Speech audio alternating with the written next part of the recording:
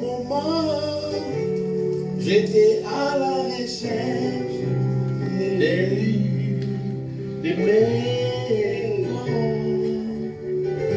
Voilà que je suis tombé dessus.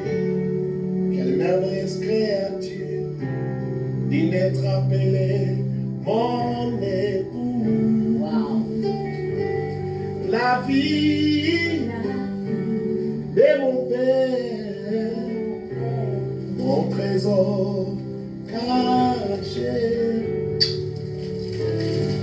Voici cette fois celle qui est hausse des maisons, la chair de ma chair, la vie de mon père, mon trésor caché. Voici cette fois celle qui est hors de maison, la terre de ma chair, la vie de mon père, mon trésor caché. Je te love. Je t'aime tellement. Wow. Sois bénie, la fille de mon Père Céleste. Merci beaucoup. Tu te rappelles encore comment tu me disais, comment cette chanson, la fille de mon Père, c'est quoi? Oui, je me rappelle. Une chanson qui me troublait un peu au début. Mais après, j'ai compris, c'est très profond. Que Dieu soit loué. C'est très fort. Et que Dieu bénisse Evan Serge qui chante ces cantiques-là. Que Dieu soit loué. Je vais chanter encore autre chose avant qu'on commence. Mais si tu veux, si tu veux. Déjà, je te dis merci pour la fleur. Merci chérie. Elle est très belle. C'est tout naturel. Elle est belle. C'est tout naturel pour notre fleur à une belle femme. Merci. Qui ne voit pas que tu es belle. Merci. J'aimerais chanter un truc en lingala. Des vieilleries, des souvenirs, des vieux souvenirs. D'accord. Tokaboli ba invitation, ba tompe ba ye, nalibala yangala yo, Jojo bolingo ye, oyo tokanisa kindoto, esalemi, yo wana na loboko na ngai, nase ya voile lokola ange, yo konginga, lokola mwasi, mwasi ya ndoto na ngai. Voilà les mariages, voilà les mariages, voilà les mariages, les dons de Dieu, le mariage. Voilà les mariages, voilà les mariages, voilà les mariages, le don de Dieu. Je vais chanter encore. Magnifique. Tokaboli ba l'invitation, matope ba ye, nalibala yangala yo, Jojo bolingo ye, oyo tokanisa kindoto, esalemi. Magnifique. Yo wana na loboko na ngai, nase ya voile lokola ange, yo kongenga, lokola mwasi, mwasi ya bandoto na ngai. Voilà le mariage, voilà le mariage, voilà le mariage, le don de Dieu, le mariage. Voilà le mariage, voilà le mariage, voilà le mariage, le don de Dieu. Ah là là. Elle est là en forme. Je dis merci, je ne sais même pas ce qu'on dit quand on dit ça. Dans quelle langue? Simplement, maintenant quand tu dis ça comme tu l'as dit, moi je dis merci. Je ne sais pas si ça se prend comme ça. J'ai béni le Seigneur pour ces jours. Ouais. 17 ans. Ça n'a pas été facile. Non. Ça a été dur, mais nous avons tenu. Ça a été dur, mais nous avons tenu. Ça, c'est une phrase à répéter chaque année. Oui. On arrive à la même époque, Par la grâce de à la Dieu. même période. Mhm. Alors, Tu te rappelles comment ça n'a pas été facile, mais en même temps, c'est difficile de ne pas rentrer à nos débuts.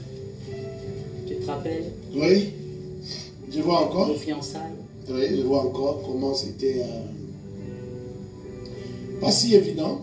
Comment, en tout cas moi de mon côté, comment c'était pas facile. Très peu de personnes y croyaient. Oui, oui, c'est vrai. Mhm. Je pouvais voir ça. Ah bon? Oui. Tu me l'avais montré? Je pouvais voir que très peu de gens pouvaient y croire. Ouais. Déjà que toi, tu étais dans ton milieu adventiste et moi dans mon milieu pentecôtiste. Mhm. Mhm. Je me rappelle encore lorsque nous sommes rencontrés. Dieu est terrible, hein? Après l'école. Deux personnes très différentes, mais Oui, Dieu met quand même ensemble. oui.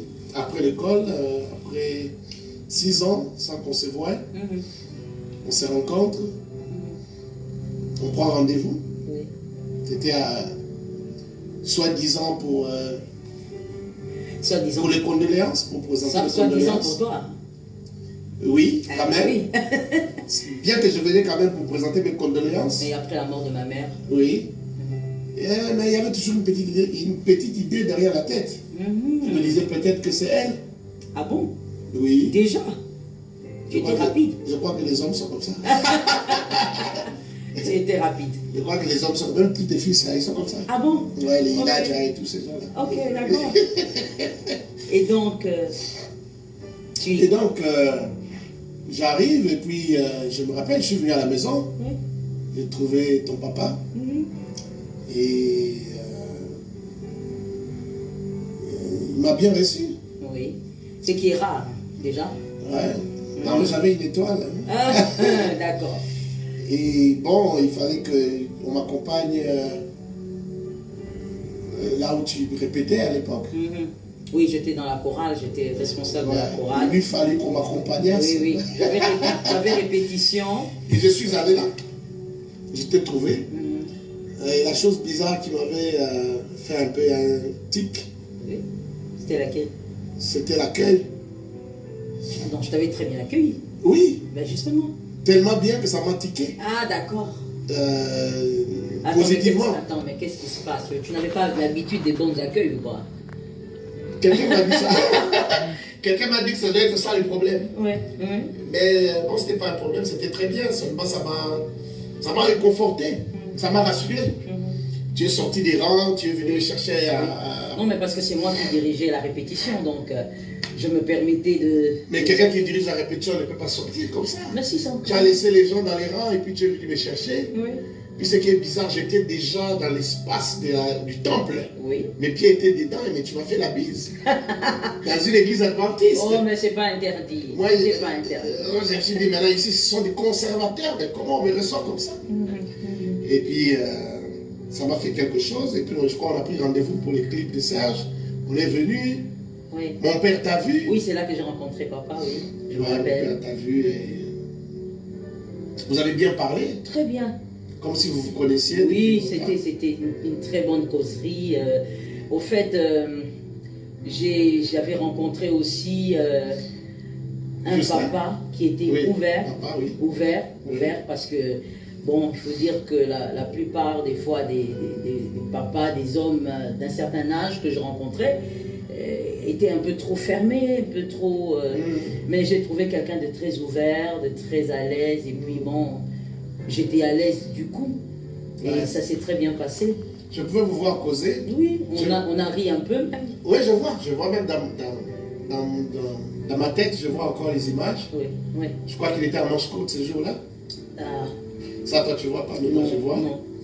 Et je t'ai vu aussi bien parler avec mon frère, avec Justin. Oui, Justin, oui, je l'ai vu aussi la première fois La ce première jour-là, fois. et on a aussi bien parlé. Je t'ai vu aussi bien parler avec papa Paulin à l'époque. Oui, oui, oui, je me rappelle aussi. Aujourd'hui, ancien En Paulin. tout cas, ce qui est bizarre, c'est que, bon, il n'y avait pas non plus de raison pour que ça passe pas bien. Ouais. Et ça veut dire que c'était des personnes que je recevais pratiquement chez Ouais. moi, à l'église. Et donc, c'est bien passé pratiquement avec toutes les personnes que j'avais avec qui j'avais parlé. Mais ça, pour moi, ça a été des signes. C'était très important pour moi de te voir bien parler avec mes gens, entre guillemets. Parce que tu avais déjà des projets. Alors que moi, je ne pensais à rien. Une petite étincelle. Et je me rappelle quand je suis rentré à la maison, j'ai essayé de sonder mon frère, Justin. Pasteur Justin, je lui dis, mais comment tu as trouvé la fille là? Ok. Alors il m'a dit, quelle fille? J'ai dit, la fille qui nous a reçus là-bas. Il dit, ah, c'est une bonne personne. Et si je l'épousais? Il lui dit, ah, tu veux l'épouser? Il dit, tu veux l'épouser? Mais, qu'est-ce que je dois dire? Et puis il a dit, je dirais trop beau pour être vrai. Wow. Wow. Et je me souviendrai toujours de cette phrase. C'est la même phrase aussi que Benjamin dira. Mais lorsque je leur ai annoncé maintenant qu'on était ensemble, Benjamin aussi dira la même chose. Je me rappelle que je parlais avec notre chauffeur de l'époque, Papa Mwamba. Lui aussi dira, mais lui, son problème c'était, ah, la dame qu'on a vue là, est-ce qu'elle peut être sœur? Je lui ai dit, mais pourquoi pas? Bonne question, hein? Oui, il a dit, pourquoi pas? Elle te voyait vraiment grande fille, grande fille. Moi je lui ai dit, non, mais qu'est-ce que tu crois? C'est pas ce que tu penses. Et puis de toutes les manières, si elle n'est pas seule, je m'en fous. Ah bon? Ah oui. Tu étais prêt à faire quoi? À dégager celui qui... S'il y avait quelqu'un. De toute manière, un vrai homme, ça c'est pas son problème. Oh là là. Oh là là. Moi je me suis dit, mais ça c'est pas mon problème. Oh là là. Moi, je me concentre sur moi et sur elle, c'est tout. Et papa moi m'a dit, ah ça, je sais pas. Mais ça, c'est ce qui est extraordinaire, c'est qu'il y avait des gens qui y croyaient. Oui, il y a des gens qui y croyaient. Je me rappelle, tu es allé voir papa Camille, mon beau-frère, pasteur Camille. Tu es allé le voir à l'hôpital, à l'époque, il travaillait là-bas. Oui. Vous avez parlé, et puis les feedbacks, que ce soit de ton côté, que ce soit de son côté, c'était très bon pour moi. On en est arrivé le jour où on devait maintenant parler de notre avenir, tu te rappelles? Oui. Sous les bambous. Et là, sous les bambous, toi, tu me disais que tu ne voulais pas te marier. Oui, parce que j'avais d'autres projets. Ouais, tu me disais que tu n'allais jamais te marier. Oui. C'est après une fois que je suis en face d'une femme qui me disait qu'elle n'allait jamais se marier. Non, mais parce que tu sais, pour moi, le mariage n'était pas d'abord un projet. Et le mariage aussi, pour moi, quelque part, je me disais, ça allait me limiter.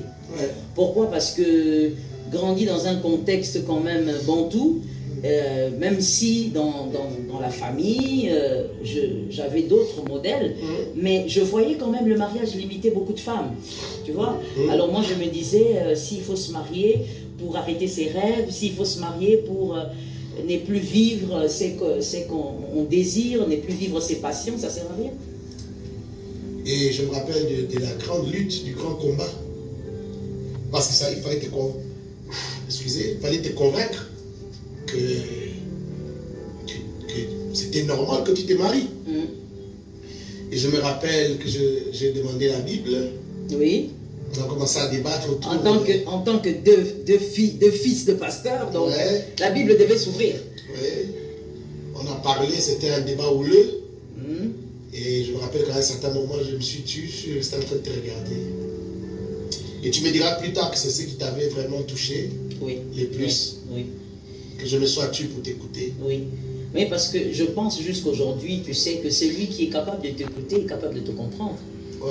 Et que quand quelqu'un n'est pas capable de t'écouter, n'est pas capable de prendre son mal en patience pour simplement t'écouter parler, c'est...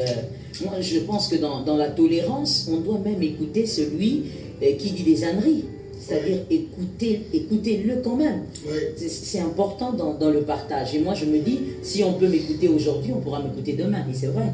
Ouais. Tu m'écoutes. Ouais.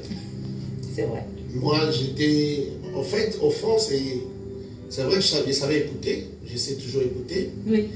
Mais d'autre part, j'étais en difficulté. Ok. Ça, je me disais, comment contrer cette fille? D'accord. Comment je pourrais la voir, que je l'écoute bien, que je la cerne? Oui. C'était ça mon silence. Mais un silence qui a payé plus tard. Oui. Mais dis-moi, donc toi, tu y as cru? Oui. Quand on était fiancés? Quand on était fiancés, quand ça a commencé déjà? Oui. Oui, j'y croyais beaucoup, à 100%, 200, 500%. Waouh. J'y croyais. Je me rappelle encore comment tu me disais que Et certainement que ton père n'accepterait pas parce qu'il y avait un projet de mariage, des voyages, tu devais partir pour suivre tes études et tout ça. Et moi, je te disais toujours que on allait se marier. Je me rappelle un jour, j'ai demandé ta main. Oui, je me rappelle. J'ai pris ton doigt. Et oui, tu as osé le faire dans le temple adventiste. Oui. Je t'ai dit, ce doigt ici, j'y introduirai un anneau. Oui, oui, oui. Je ne sais même pas ce que tu pensais. Quand je te disais ça, tu m'as regardé bizarrement. Je peux encore me rappeler de ton regard. Toi, ton regard me disait que tu n'étais pas sûr. Et tu me l'as même dit. Tu m'as dit que tout dépendra de ce que ton père dira. Oui, parce qu'au fait, ta détermination, il faut le dire, m'impressionnait. Ta détermination m'impressionnait. Et de toutes les manières, pour avoir vécu autant d'années avec moi, tu le sais, je suis quelqu'un qui... je ne suis pas celui qui est incertain. Je suis celui qui sait où il va. Je suis celui qui est sûr de ce qu'il fait. Oui. Et j'ai vu que tu étais très certain de ce que tu faisais. Mais en même temps, comme tu dis, ce regard-là, c'est parce que je ne voulais pas décevoir mon père. Je n'avais jamais amené un homme à la maison chez nous. Je n'avais jamais introduit un homme chez nous.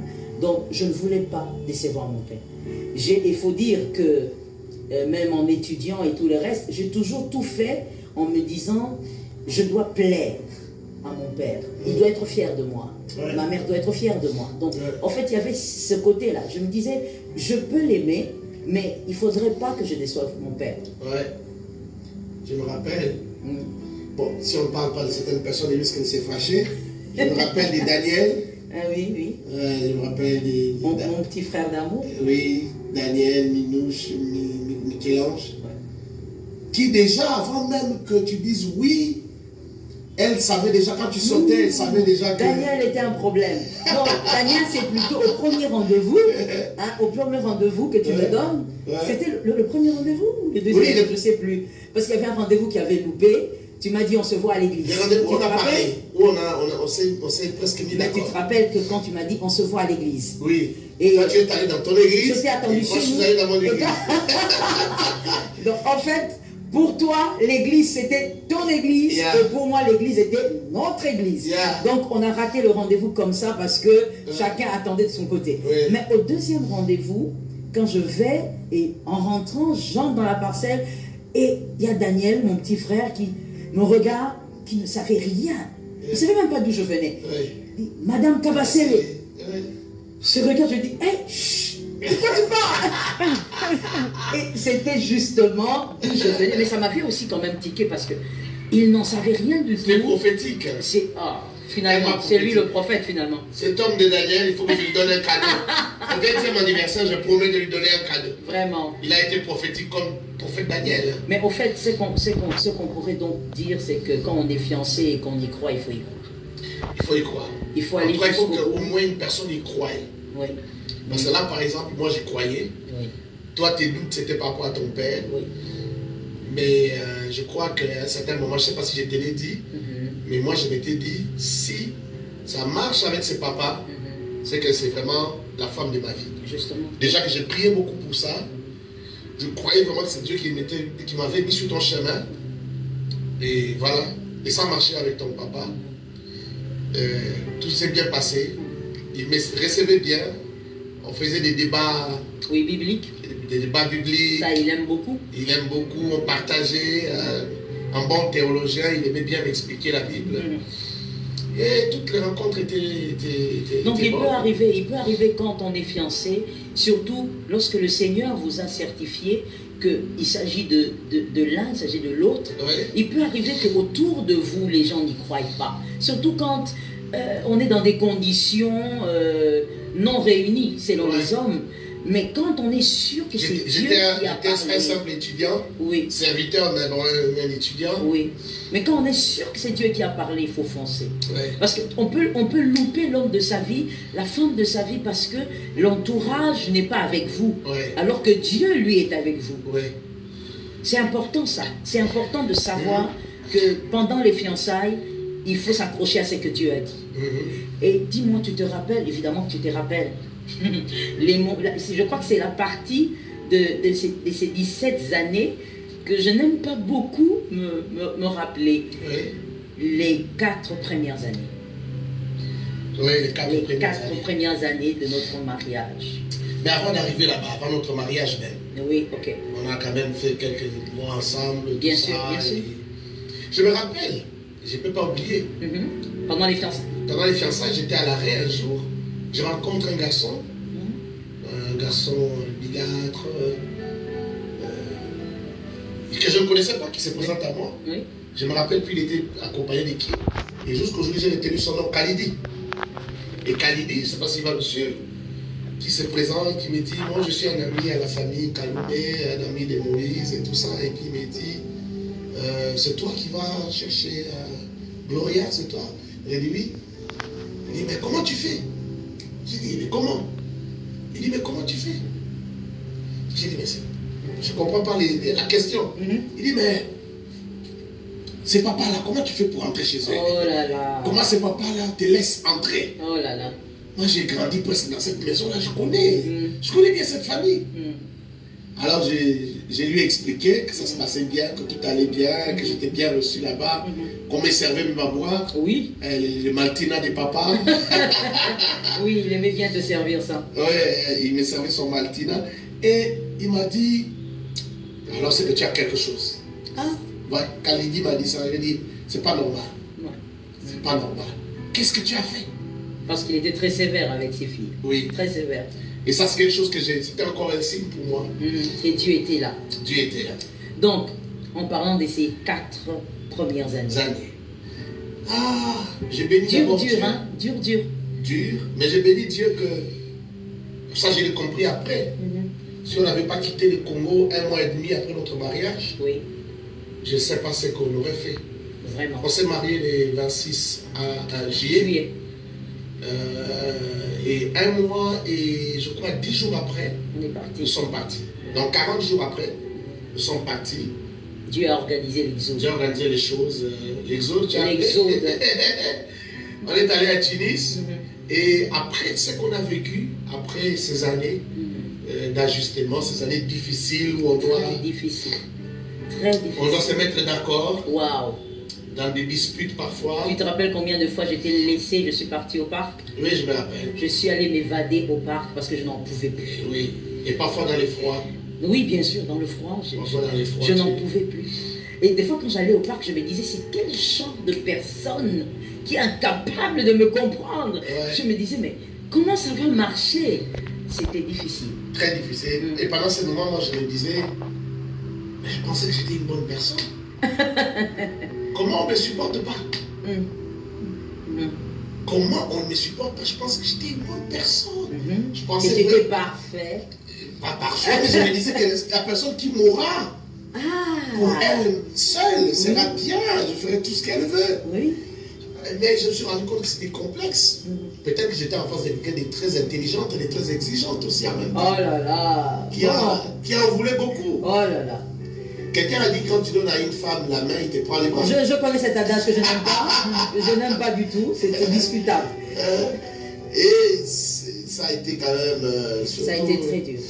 Surtout à Tunis, on apprenait à se connaître. Oui. Tu te rappelles que parfois tu te plaignais, tu te fâchais même. Oui. Beaucoup. Juste parce que tu m'avais demandé ce que je voulais manger et que je ne savais pas ce que je voulais manger. Oui. Je prenais ça pour de la négligence. Hein. Tu négligeais tout ce que je te disais. Et, donc... et pourtant, dans ma vie, personne ne m'a jamais demandé qu'est-ce que tu veux manger. Tout simplement. Tout simplement.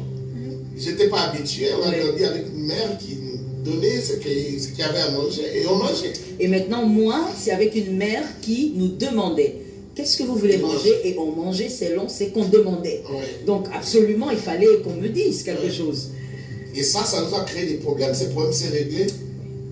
Quand je suis allée, oui, quand j'ai vu comment ton frère vivait, Justin. C'est 6 ans plus tard. Oui. Mais il faut quand tu es allé chez Justin, oui, c'est là que j'ai vu qu'il était... Tu as vu comment il vivait avec sa femme, tu t'es rendu compte que c'était pareil. Que c'était pareil que son grand frère. Exactement. Mais c'était des moments durs. C'était des moments durs parce que je crois que là, on se pose des questions. Hein. Ouais. On se dit, même si je savais. On se dit, si je savais. Ouais. Oui, c'était dur. Et on se l'est dit d'ailleurs, plusieurs fois, on s'est dit ça. Oui. Moi et toi, on s'est dit, ah si je savais, ah non, si je savais. Oui. Et là, c'était des moments très difficiles parce que on apprenait à se connaître, en même temps, on était dans un nouveau milieu. Et il y a beaucoup de choses, moi personnellement, il y a beaucoup de choses qui me manquaient. Puis la grossesse qui est arrivée. Il y a beaucoup de choses qui me manquaient, c'est-à-dire j'ai grandi vraiment dans ma famille, avec ma famille. Et il y a tout ça qui me manquait, j'étais perdue. Et des fois, j'étais en face de quelqu'un qui ne me comprenait pas. Pourquoi je ne te comprenais pas? Parce qu'on ne pouvait pas se comprendre. C'est quoi que je n'arrivais pas à comprendre? On ne pouvait pas se comprendre. On était deux pièces différentes qui devaient s'ajuster pour avancer ensemble. Ouais. Et donc ce temps-là, tu vois, quand même on enseigne sur les mariages, ou quand on enseignait à l'époque, parce qu'aujourd'hui ça a beaucoup évolué, on ne dit pas aux mariés, on ne disait pas aux mariés qu'il y a un temps qui sera très compliqué, très difficile. Des fois même tu vas t'expliquer pendant des heures, mais l'autre il est bloqué, il ne peut pas comprendre. Et ça n'a pas été facile. Non, pas du tout. Et il faut dire que là, c'est là aussi que j'ai appris vraiment que le Saint-Esprit était un ami. C'est là. J'ai vraiment appris la dimension amicale du Saint-Esprit. Parce que là, quand des fois je me touffais, que j'allais au parc, dans le froid, je ne voulais vraiment pas te voir. Hein. Ce qui était sûr, c'est ça. Je ne voulais pas te voir, je voulais rester seul. Et là, je pouvais sentir le Saint-Esprit me reconforter. Et des fois, très souvent d'ailleurs, m'envoyer vers un livre. M'envoyer vers un livre et me parler, me dire quelque chose, m'orienter au fait. M'orienter vers un livre et ça me délivrait, ça me guérissait. Je pouvais sentir le Saint-Esprit me guider vers des livres. Je pouvais sentir sa présence. Comme je le disais, c'est vraiment pendant ces 4 premières années où j'ai senti le côté ami du Saint-Esprit. Pendant des années, en tout cas, avant ça, il était pour moi un grand enseignant. Il m'enseignait par plusieurs façons, jusqu'aujourd'hui d'ailleurs, mais pendant cette période très difficile de mon mariage, je le dis vraiment, et moi tu sais, moi je crois, j'ai l'habitude des fois de le dire en enseignant les jeunes sœurs, que si le Seigneur ne nous avait pas déplacés, je crois que je serais divorcée. Je crois que je serais divorcée parce que c'était des moments tellement tendus pour moi. Et des fois, je me disais, il n'y a pas d'issue ici. Il n'y a pas d'issue parce qu'il n'y a personne pour nous dire, mettez-vous, voilà, c'est comme ça que ça fonctionne. Et sans oublier que nous, on n'a pas eu de parrain. Donc, tu vois, c'est quelque chose aussi qui ne nous a pas beaucoup aidés. Donc, j'ai senti... Si seulement les parrains aussi allaient être capables de nous aider. Parfois, voilà. Beaucoup de gens ont des parrains, mais qui n'aident pas. Donc, j'ai senti le Saint-Esprit me guider vers des livres. Et quand je lisais, ça me guérissait. Quand je lisais, je comprenais ce que Dieu voulait pour moi pendant ce temps d'incompréhension. L'attitude que je devais avoir en tant qu'enfant de Dieu. Et j'entendais le Seigneur me le dire de plusieurs manières. Tu es marié, mais reste enfant de Dieu. Tu es marié, mais reste une fille à mon écoute. Et ça m'a beaucoup aidé. En tout cas, merci au Saint-Esprit et bravo au Saint-Esprit. Amen. Amen. Des moments quand même assez difficiles. Assez tendus. Ouais, assez tendus. Des moments où quand même, pour la première fois, j'ai eu des doutes. Ah oui. C'était pas facile. Oui. Je me suis posé la question, est-ce qu'on va y arriver? On va y arriver. Est-ce qu'on va tenir? Est-ce qu'on va tenir? Ouais. Je me suis posé des questions.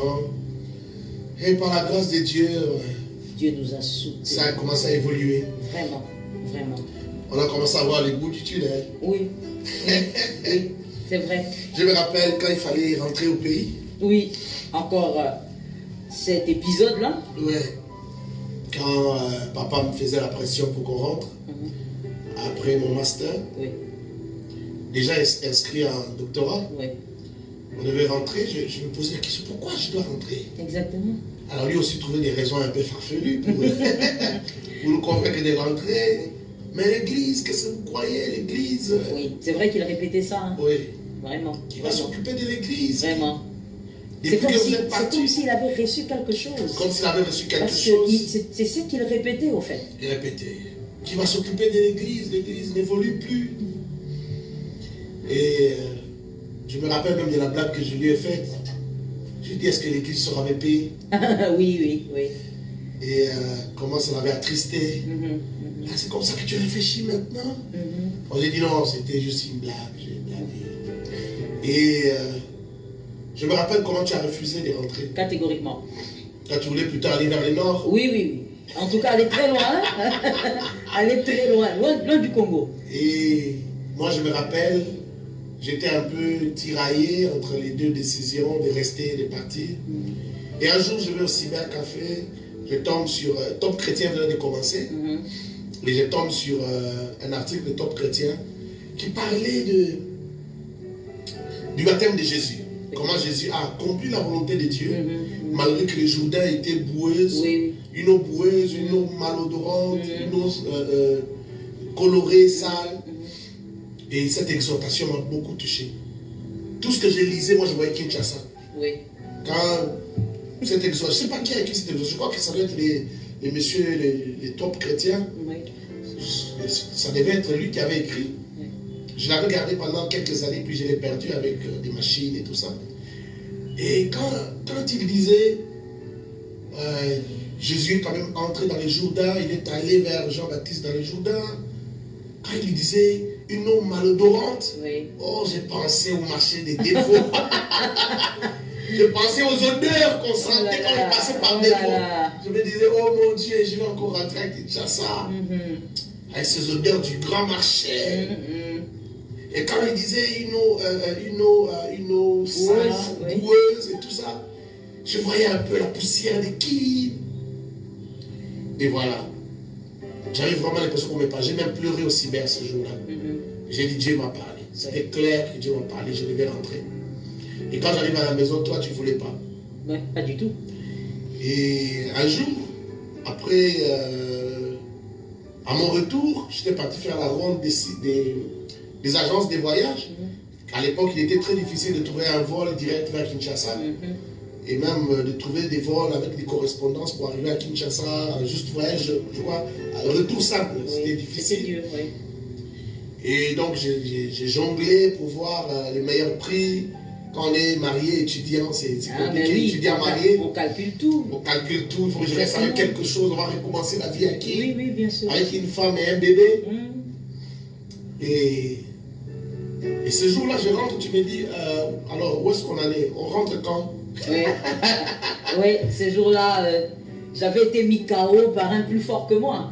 J'avais été mis KO par un plus fort que moi. Il y a une chose que mon père et ma mère, évidemment, m'ont appris, c'est d'obéir à Dieu.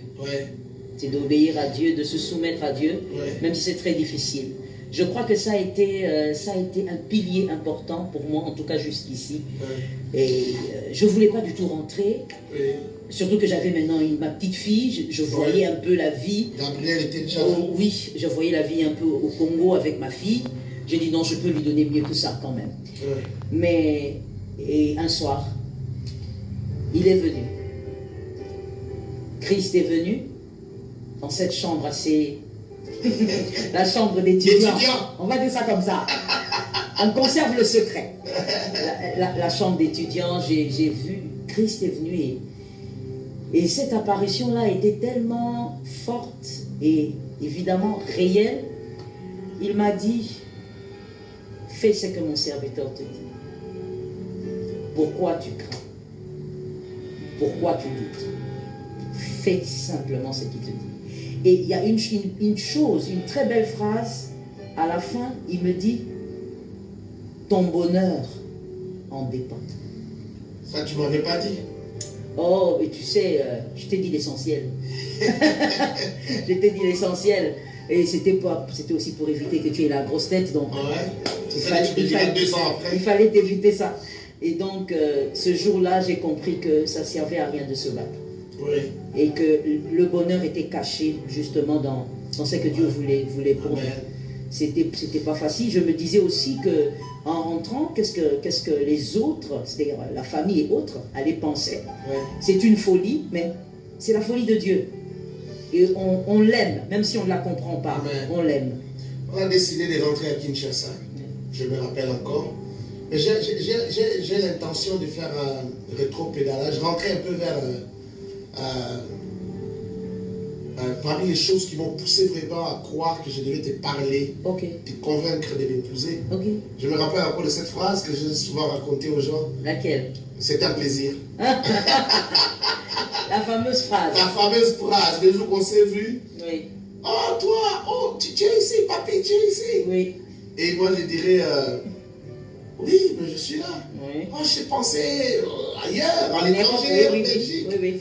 Oh, tu m'as dit, c'était un plaisir. Oui. C'était un plaisir de te voir. Oh là là. Je ne sais pas si quelqu'un m'avait déjà dit ça. Oh là là là là là là. Et ça a été le déclencheur de tout. Parfois, il y a des gens qui se moquent de moi quand je leur dis. Mais il y a de quoi se moquer quand même. Juste parce qu'on t'a dit c'était un plaisir. Oui, oui. Ouais, juste c'était un plaisir. C'était un plaisir, m'a beaucoup touché. Vraiment. Juste ce morceau de phrase. C'était un plaisir. Il y a des choses comme ça qui vous accrochent, moi je pense. Hein. Et voilà, c'était un plaisir à produire jusqu'aujourd'hui. Oui. Dieu 17 ans de mariage. Dieu a fait grâce. Par la grâce de Dieu. Donc voilà, on était à l'étape où on devait rentrer à Kinshasa. On arrive là. Oui. Et on arrive, on organise 2 séminaires à l'église. Après les 2 séminaires, papa meurt. Oui, ça c'était fort. Ça c'était un coup très dur. Ouais. C'était un coup très dur parce que... Aïe, aïe, aïe. Quand j'y pense, je me dis, qu'est-ce que... Dieu est un grand enseignant. Oui. 3 mois après. Oui, oui, oui. Parce que, tu sais, même quand Dieu m'avait dit, quand Christ m'a dit dans la chambre que ton bonheur en dépend, au fait, moi, je réfléchis comme une humaine, évidemment. Moi, je me suis dit, ok, j'obéis à Dieu, on rentre. Mais je me suis dit en même temps que, bon, ça va aller. Papa est là. Oui. Papa est DG. Oui. Ça va aller. Oui. Voilà, c'est comme ça que je vais vous aider. Ben, écoute, quand même, ça va aller. Ça va. Et comme tu dis, c'est 2 semaines après. Non, 2 séminaires. 2 séminaires après, 3 mois après, papa part brusquement. C'était très fort. Oui. Au fait, moi, tu sais, je ne sais pas trop ce que les gens ont vu pendant ce deuil, c'est-à-dire ont vu de moi l'expression de mon visage et autres, mais j'étais perdue. Oui. Parce que pour moi, c'était comme une partie de mon monde qui se croulait. Oui. Le monde que tu avais accepté. Que j'avais accepté. Ce nouveau monde. Voilà.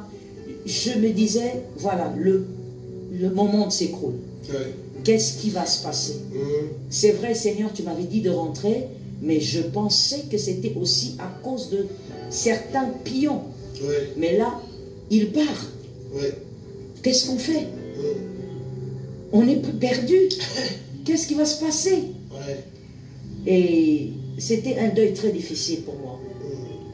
Premièrement, je perdais mon beau-père, mais aussi, comme je le dis, c'est la première fois que j'en parle aujourd'hui. Tu sais, même à toi, je crois que je t'en ai pas parlé, hein. Je t'en ai jamais parlé. Pour moi, c'était un monde qui s'écroulait. C'était très compliqué. Les calculs étaient très sombres. Je vois encore, pour beaucoup de gens d'ailleurs, pour ma mère à l'hôpital, quand elle a crié, Tosili, Tobé, comment il dit? Je ne me rappelle plus de la phrase, il a dit, une phrase du genre, on est foutu. Les études des enfants, qui va payer? Tout le monde était à l'étranger, on payait les études à l'étranger. Et moi-même, j'attendais l'argent pour mon doctorat. Ça coûtait quand même une somme à l'époque. Il fallait au moins 9 000. Mais je me rappelle toujours d'une phrase qui est montée en moi à l'hôpital quand j'ai prié. Quand j'ai fait taire tout le monde, compris qu'on rende grâce à Dieu. Et c'est là que j'ai senti une force terrible entrer à moi. Quand j'ai dit, Seigneur, tu as permis que ceci arrive. Au début de ma prière, j'avais envie de pleurer, mais plus j'ai prié, plus... Tu sentais de la force. La force. Tu as dit en toutes circonstances que nous puissions te louer. Alors je te loue, et ce qui est arrivé, c'est toi qui maîtrises toutes choses. Tu sais ce qui va se passer après. Vraiment. Alors je te confie les restes. Vraiment. Et dès cet instant, dès cette prière, j'ai eu de l'assurance. C'était pas, pour moi, c'était pas sombre.